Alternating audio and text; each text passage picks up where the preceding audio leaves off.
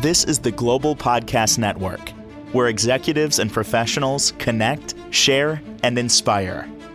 Stay tuned for the conversations that drive success.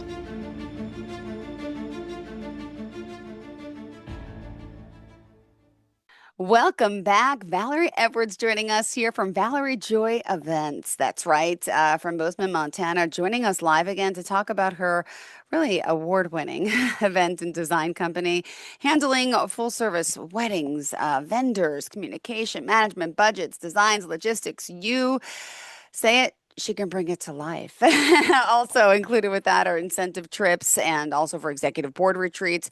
She has a lot on her plate, and boy, oh boy, you handle it with such beauty and grace. How are you today? I'm good, Jill. Thank you. How's the weather where you are? It's actually a little colder today than it was last week. We might get snow tonight. We'll see. That's exciting to hear. Oh my goodness. Tell us a little bit about the work you do at Valerie Joy Events. And I know today we're going to really kind of these hone in and focus on like in the vendor responsibilities.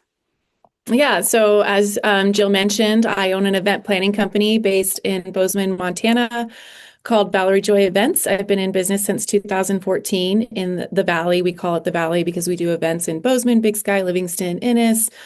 I even have been up to Big Fork and Whitefish as well for event planning, which is 7 hours away from where we are in northern Montana. I also have recently started traveling nationally for my event planning company and have some events in Chicago and Arizona next year, which I'm really excited about. We specialize in luxury event planning, corporate incentive trips, and executive board retreats. Amazing. And for today, we're going to go over a little bit of the big picture, why vendor responsibilities really matter, right? That's correct. Yes. Yeah. I just thought it would be fun to share. I think that sometimes, especially, well, now that I'm traveling and learning like how things are done, maybe differently in other markets than they're done here with vendors and the responsibilities. And I just thought this would be a really fun subject to go over so that people kind of have an understanding of what vendor responsibility should be on event production day. It's actually really important to understand the key roles that each vendor has when setting up and taking down a wedding and making sure that there's no questions or somebody saying, oh, I thought somebody else was doing that, or I didn't realize that that was my job, because there's nothing worse than on the wedding day and having somebody be like, well, no, I wasn't planning to do that. Oh my goodness. So you're preventing Yeah. all the chaos and Yeah. oh, I thought someone else was doing that type of moments for sure. Correct. Yep. Yep. And I've definitely learned from experience over the years, the right questions to ask with vendors and what their expectations are, or what they think that they should or should not be doing. And I think one of the hardest lessons I ever learned was a wedding I actually did up in Big Fork, Montana. I think it was 5, 6 years ago. And it wasn't a full service wedding. I now only do full service, but as I was starting out in my business, I used to do like month of and semi full service planning. And this was more of a month of wedding. So the clients booked all the vendors, but I didn't do my due diligence vetting their services. And it was a 220 person wedding in Big Fork, and they hired a barbecue Wow. company to do the catering. And we rented, but they wanted it to be elevated. So we rented plates, silverware, glassware. And the day of the event, the catering company was like, yeah, no, we don't bus tables. We only Ah. use paper products. And if you bus tables, it's your responsibility to clear the tables. And I only had one assistant with me. So my assistant and I worked until 4 o'clock in the morning, washing and rinsing dishes and putting them away because the catering company refused to do it. Oh. So, lesson learned, I always make sure that the catering companies provide that service. And even if it's not necessarily their normal scope of work, fine. Well, what's the cost? What's the extra fee to add additional labor to make this happen? Because wedding planners should not be washing the dishes But I love that about and you. You were clearing the willing dishes. We have to so get many in other and things we need to be doing. oh my goodness. And you mentioned like you Oh were yeah, I really wasn't going to ask the clients to do it. It's their wedding day. Yeah, there's no way I would ask them to do that. But I've had, like, I think I told you a couple weeks ago that it wasn't a wedding I had, but I heard about it, a similar situation. They didn't have a wedding planner. And so the family got stuck washing their own wedding dishes after the wedding because the ah. catering company said that that wasn't part of their scope of work, which I get like casual barbecue and if they only work with paper products, but like a full service catering company, I don't know how you can be taking gratuity and doing that type of service if you're not actually going to clear and rinse the plates and put them away. Oh, That blows my mind. or the fact they wouldn't mention that's part of it. So just letting you know, Yeah. like it just that's baffling. Yes. So basically, you Right. are an air Be traffic very controller, clear, right? right? Make it clear in your contract. Exactly. Yeah, So tell that's me it. about the Yeah, air that's what traffic I'm doing. controller I'm role. like Yes. working. I'm out here, like I'm up here and like trying to manage and control all the aspects of all the vendors and their job responsibilities and making sure they're arriving on time to set up on their schedule time that I built in the timeline. And there's reasons for that. And that's why we have to do things that way because you can't start setting up floral on the tables if the tables aren't set up with the linen on top of them. So it's like if the venue's responsibility is to set up those tables and my team's responsibility is to put the linen on, those two things have to happen before the florist arrives. So we just have to make sure that we're all staying on schedule so that everybody can be doing their jobs effectively and on time and not standing around and waiting and paying people hourly, like waiting for their to be able to do their job. Got it. So you also It's so mentioned this, important. Yeah. and this is helping keep the couples insulated, you said, from stress. You don't want them to hear about anything like this. You want it all like quick, easy, seamless to flow. The couples never know about the fires that we have to put out unless it's absolutely necessary for them to know um, something. But generally, my job is I fight those fires, I fix those problems, and I don't even share them with my clients. There may be some instances I will have to tell them after the fact, but in the moment, it's their wedding day. I don't want them to deal with that stress or worry about those headaches. Um, so like a great example of that is a fire that I had to put out this most recent summer is a rental company that we had worked with dropped, they delivered the plates to the venue for us to have to put out on the tables. And somebody mishandled the cleaning of said plates and washed them and then put them in like closed bags, like Ziploc bags, but they weren't dry. So when I went to open them to put them out on the tables, they were all moldy. Like Oh, every single plate was moldy for 150 people. And luckily, I was at a venue that had a dishwasher so that we could clean them all. That was very fortunate. However, and of course, I never told the client about this. They don't need to know. It's a problem I can handle. I can deal with it. I'm going to fix it. And the venue was really great at helping me fix the issue, even though it wasn't technically their responsibility. They definitely like we're teams. Sometimes you do have to step outside of your scope of work to do things to make the event happen for the client and to go flawlessly. And we handled the wow. situation. But had I been, say, like at a tent wedding where we build and Oh, construct events offsite where there isn't always running water, power is done by generators, and we wouldn't have necessarily had the opportunity to wash and um, sanitize those plates in an offsite tent wedding. Uh, I don't know. And I guess I would think of something and troubleshoot in the moment and figure it out. And sometimes we're so remote that I can't just go run to, I don't, a Walmart and get like cleaning supplies because we're 2 hours away from the nearest store because we're so remote sometimes in Montana. That might have been a situation where we may not have been able to use the plates. And my caterers usually always bring up backup paper products, right? Not that that's ideal, but you also can't serve food on moldy plates. no, no. We always Gotcha. got to figure out something, to do. Yeah. Wow. What other But imagine if you responsibilities? didn't have a planner and like you're getting ready with your girlfriend, your friends, your bridesmaids, your family, and the venue comes in and tells you, "Oh gosh, the plates that you ordered and had delivered are all moldy and we can't use them." Or like what would you do in that moment as the bride? Talk about a really horrible thing to manage and deal with on your wedding day. Yeah, I've got to send someone out to go get paper plates. Like, that's ridiculous. Oh my Yeah, gosh. yeah, Oh yeah. my goodness. I think one of the best stories so things happen. Our job is to troubleshoot and deal with the things that happen that we can't always control or know that it's going to happen. And another really great example of that, because of where we are in Montana located, weather can change in like a second. Mm-hmm. And there's no way to predict it. They're terrible about predicting weather because they think we're in the mountains and just surrounded by the mountains. So it's so hard to know what's Yeah. going to happen when. And I basically just look up and I'm like, okay, this is what we're going to get. This is what's going to happen. And I watch the radar hour by hour, minute by minute, because a rainstorm can just come in with no notice. It'll say no rain the whole day, and then something will pop up. Mm-hmm.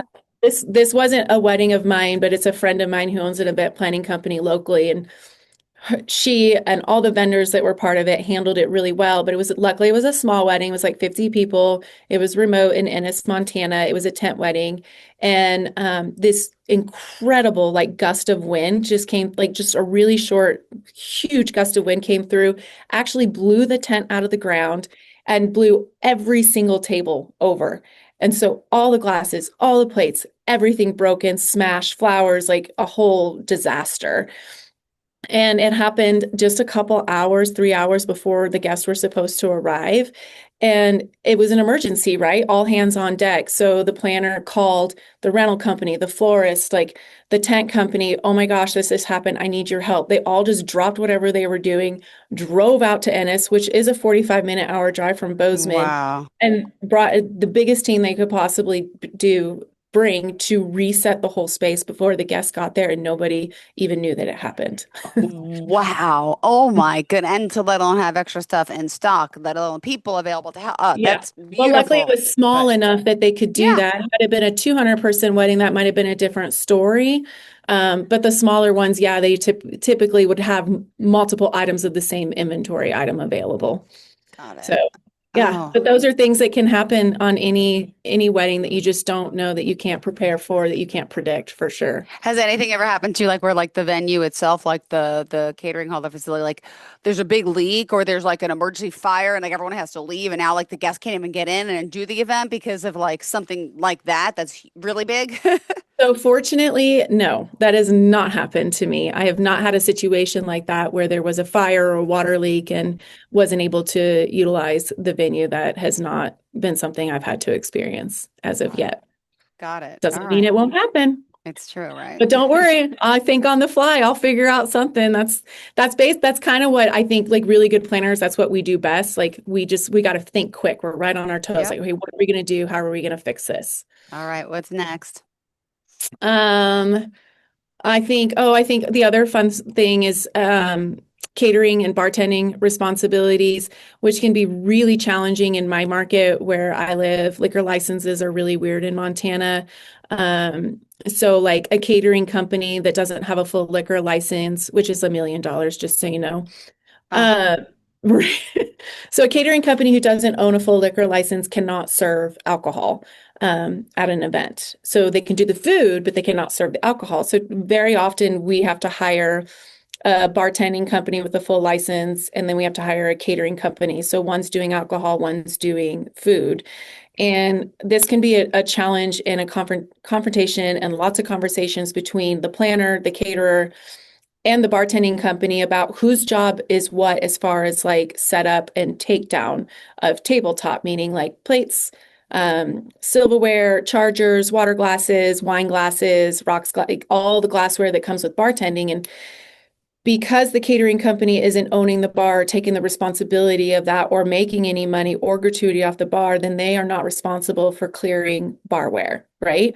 Their job would be responsible for the water glasses, but not for wine glasses, champagne glasses, and so forth. That job responsibility really should be falling on the bartending company. But I can't yeah. tell you any bartending companies tell me that they don't do that. I'm like, well, you have to. Like, they're Yeah. not, they're not licensed to really manage or do anything with the alcohol. So I need you to do that. And you're getting gratuity and paid. And if I need to pay you extra labor hours to clear the glassware, the barware, then that's the expectation. And so I think as long as you make those expectations very clear up front with those companies and those roles, they have the understanding and they do those responsibilities. But if you don't ask those questions, they'll show up and be like, yeah, sorry, we're not doing that, which it blows Wow. my mind. I had one company tell me that they would, but a catering company, that they would clear the dinner plates, the silverware, but not the water glasses. And I was like, I'm sorry, what? And I had it on her timeline, had the responsibility, like this is your responsibility as a Yeah. caterer for takedown. And at cocktail hour on the wedding day comes to me and says, we clear everything but water glasses. We only do tabletop. And I said, well, how is water glass not part of tabletop? Like, I I wanted to say Yeah. you should Google tabletop and see that it W- is, y- but the- y- it's like in the moment, that's what I wanted to say. Um, and I said, I'm not understanding that policy. However, it is cocktail hour on the wedding day. I do not have a team to clear and take down water classes. The expectation that that was your responsibility because we paid you to take down and set up and break down tabletop. So I do expect you guys to clear the water glasses. But I just can't even, and I'm sure if there's other caterers that listen to this and from other markets, other cities, and they hear me say that a caterer said they wouldn't clear water glasses, but they would do everything else, would probably have their mind blown. Yeah. Oh my. Now, with that dynamic, what the conversation after the fact? I mean, is it cleared up, like, or it's just this company that you probably would never use again? So chances are I would probably never use the company again, Mhm. because I just thought it was very unprofessional to do it that day, And at the and moment, literally yep. an hour before dinner service. And the food was good, the service was good, but like I can't, I don't really. It's tough because I have so many things that I have to do and so many responsibilities that I can't have a partner. I can't have a vendor that's not a partner that's Got going it. to like draw a hard line in the sand and be like, we Yep. don't do that. Like Hmm. that's not the kind of business that I want to have. Like No. I will like I said earlier, I'll step in and wash dishes if I have to. I will step in and clear barware. We will Yeah. clear plate. If the company is running behind and like You because we got to work stay on time, together. right? Yep. I work Hmm. really hard to stay on my timelines. And if they're running behind and it's not that they're not doing it, they're just can't get done fast enough, that's totally fine. Like my girls and I have cleared 1,000 tables over and over again, and we will do it. Absolutely. It's just it's not our primary job, but we will step in if we Yeah. have to. Yeah. All right. What And I have the what's next? same expectations from the vendors I work with. Like, I have a florist company that I work with a lot here, Amanda Jewel Floral Design, and obviously her job is florals. It's pretty self-explanatory. A floral's job is a floral's job, and they handle setup and take down of florals. But my team and I have ran behind on getting, napkins folded or candles put out if we were responsible for candles and she wasn't. But she'd 100%, her and her team will be like, if they're done and they're like early and like, hey, what do you need? We'll help you do the candles. We'll help you do the Yeah. linen. Like they'll Yeah. step in and help us do whatever we need, which is really great. And so I'm always looking for, I call them my vendor partners, saying yes, not no, or drawing hard lines and be like, we just don't do that. No, absolutely. All right. We do have only 8 minutes left on the show. Just want to remind you, I Oh, know we also have okay. to share the screen, but we also have other stuff to talk about. So where do we I know, want to I go? guess I have to like run through this super quick, right? So yeah, I think there's so many vendors that are involved in the wedding planning aspect of it, from like setup to actually like conducting events during the event and then cleanup. You have your vendors that arrive and do all the setup, but they're not actually there during the event time. So, like the people who are there during event time are the planners, the entertainment, the caterers, the photographers, the videographers. Um, so we're all like, running the show as the event's happening, the bartending companies. I think the biggest thing is just being very clear with communication. A good planner is very clear on communication, reviews contracts, Yeah. uh, reviews what services those vendors are providing, having conversations 30 to 45 days out, and just like being very clear of like when you're arriving, when you're breaking down, what job you're doing during the event, your role, and so Yeah. forth, which really helps create a seamless event that runs really, really smoothly. Um, and really sticking to the timeline that the planner builds. I spent hours building my timelines and responsibilities, and there's a reason behind the madness of those timelines that are sometimes 12 pages long. Yeah. I liked also couples should not expect, you mentioned though about vendors, staff acting as babysitters, therapists, security. Oh, yeah. What not to Oh, that, expect yeah, your yeah, yeah. vendor will do for you. We do not babysit. We Oh. will hire you babysitters and help Mhm. facilitate that, but we do not babysit. For my team, I know some people do, but we do not steam wedding dresses. I do not run errands. Like I don't go pick up lunch. I don't go pick up, I don't know, whatever it is, like the cups or something like that. I have so many things that I'm running in this Mhm. production, working with, 20, sometimes 25 vendors that I have to manage. I need to be Yeah. at the facility managing all the aspects of that and can't be out running errands and steaming wedding dresses. Now, I get that the bride doesn't want to do that. That's fine. I have companies I hire that will come and do that, and that's their job, steaming wedding dresses. So yeah, I think it's, there's also has to be a really clear expectation too with the clients, like what it is that planners do and don't do, and also what vendors do and don't do as well. Got It it. goes both ways, all the way around, right? Yeah. So I know that we're running out of time. I probably could go on this forever and ever, but I do want to show, I talked to Jill about this. I want to show a couple of videos. I work with this company called Moonstone Pictures quite often, and they do video production for weddings. I've worked with them for 12 years, and they do Wow. such an amazing job. And I just wanted to show a couple of videos of weddings we've done in the past year that have really been over the top with custom installations, tenting, a tenting venue, like building venues from Yeah. scratch. And just to really show kind of like what can go into creating these event spaces for our Great. clients. And each one of these weddings that you're going to see had at least 20 vendors, if not more, to create these spaces for our clients. So Awesome. that being said, I'm going to share my screen. Awesome. And we'll And share the sound too, if it's the option. I see it. I see it. You were not wrong. Perfect. Thank you. You're welcome.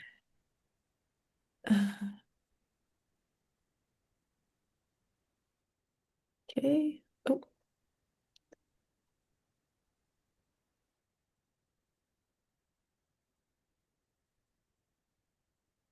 good. Are you seeing my screen? Yep. Perfect. View our films. Yeah, Valerie I'll hold Joy Events. first. All Perfect. righty, here we go. Go for So I'm going it. to click on this, and I'm going to, there's several videos on here that they created for me, but I'm going to start off with this Heritage Ranch wedding that we did. It's a ranch here in Bozeman. It's a fabulous place. And this was last September. Look at these floral arches. I don't see it, hon. Oh, no, you don't? No. Green is cherry. Oh, I still see the How about regular now? pink. Yes. okay, I'm going to start it over. Sorry. Yeah, it's okay. Okay, here we go. So this is Heritage Ranch. It is a venue in Bozeman, Montana, actually like super close to in town of Bozeman. It's just outside of the city, only 10-minute drive into town. It feels so remote, but you're actually very close. It is a venue where you build a tent and a venue for that, even though we do have volume. And this was one of my favorite weddings. Look at those floral arches. I did this last September. This is actually some clients that are from Canada. And it took, I think we worked with about 20 vendors for this wedding. Oh, the most amazing thing about this is that the little piece over the dance floor, I don't know if you can see that,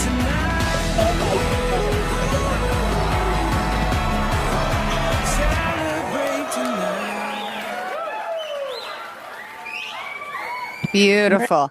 Hard to hear when you talk over the audio though. So yeah. Oh, really? Yeah, Okay. yeah. Do you want to show another one?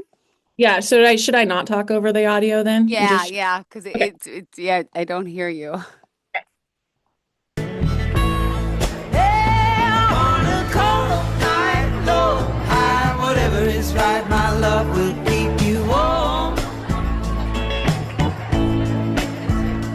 When the wind blows, God knows, maybe I'll be your refuge from the storm. I'll be your wildflower, you'll be my rain or shine.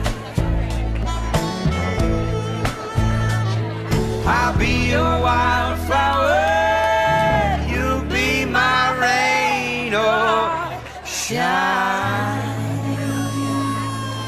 Beautiful. What were those tents all about? So that both of those were tent weddings. So we build and construct a venue completely from scratch. I work with a company called Montana Harvest Tables here in Bozeman a lot for my tent installations. He also in the second video did created that custom tent wood flooring for me. He Wow. created a custom wood round bar. He created that saloon entrance. So we added that saloon entrance to the tent that was all custom made. A local neon guy Yeah. who makes neon signs created the Flyover Ranch neon sign that we hung above the bar. Amanda Jewell, the florist I was telling about earlier, did all the florals for this. That event was a 3-day event. And so Wild Productions put all those glamping tents on the client's Yeah. property. So all the guests got to stay on site, which was really cool. I've So never like the seen one that. event that had like the long tables with the sunflowers, that was like their welcome party event. And then the second day was the tent event that was turned into a saloon. Oh, that is They really wanted awesome. a saloon vibe. And so that's what we did. Well, I'm hoping next time we could see the rest of them. Unfortunately, we're not going to have time to show them and talk about them. But I mean, that is wow. I'm flabbergasted. Beautiful work. And Valerie, I can't wait to see Thank more. you. So let's make sure we show more next week. Okay. How do we contact you, Okay, hon? that sounds good. I'm sorry. Oh, yes, you can find me on my Instagram, and which is Valerie Joy Events. You can also find me on my website, which is valeriejoyevents.com. Those are really the two best places to get a hold of me. And I have connect with me forms on my website. If you go to my Instagram, you can just send me a private message and I'll reach back out Perfect. to you. All right. Thank you so much, hon. You have a great day. And thank you again for Thank you. sharing. This is the Global Podcast Network, where executives and professionals connect, share, and inspire. Stay tuned for the conversations that drive success.